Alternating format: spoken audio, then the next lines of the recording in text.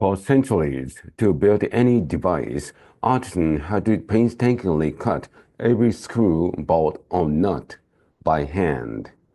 But all this changed in the 1790s when British metalworker Henry Moseley developed this highly precise lathe.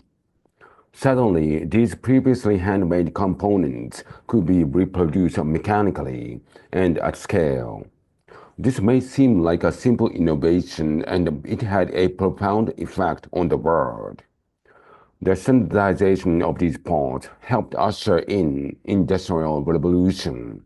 From cars to home appliances, the 20th century was defined by mass production and readily available interchangeable parts. This made repairing items relatively easy. If your shower head gasket failed or the hose of a washing machine is playing a leak, a hardware store likely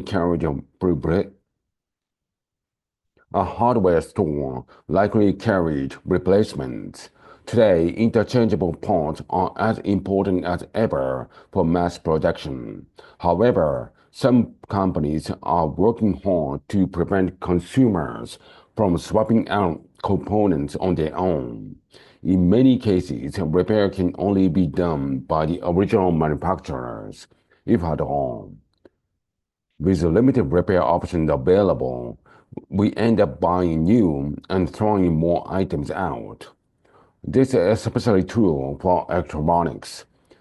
In 2022, we discarded about 62 million tons of e-waste, along with billions of dollars worth of precious metals inside of them.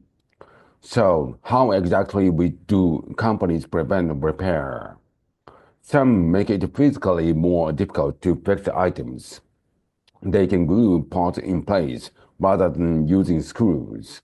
Others limit the information they share with consumers, like blocking public access to product information and schematics. During the pandemic, for instance, when hospitals struggled to maintain breaking medical equipment, the repair company iFixit compiled a comprehensive database of repair manuals for hospitals to use. Yet manufacturers like Steris fought for them to be taken down. Yet perhaps the most important yet least obvious way companies limit their repair is preventing the interchangeability of parts. In a process known as parts pairings, companies assign individual parts like screen, batteries, and sensors a unique serial number. The device's internal software can then detect if those components are replaced that limit their functionality as a result. If you swap a screen on two brand new iPhones, for example, the automatic brightness adjustment will no longer work. In other cases, unauthorized replacement can cause the device to stop functioning altogether. If a farmer uses an independent shop to repair certain parts in a John Deere tractor, it won't operate until a company technician authenticates the new parts using authorized software. With only a limited number of company technicians available, this can easily create a bottleneck, costing farmers precious time and money, and even jeopardizing crops. Manufacturers can also use software to give devices predetermined end-of-life dates, after which they no longer receive important updates and slowly become unusable. All this gives manufacturers unprecedented control over the product we buy and limit the way we repair them. Critics like these tactics to a form of planned obsolescence. Critics like these tactics to a form of planned obsolescence, a manufacturing strategy where a product is deliberately designed to fail, to keep both demand and profits high.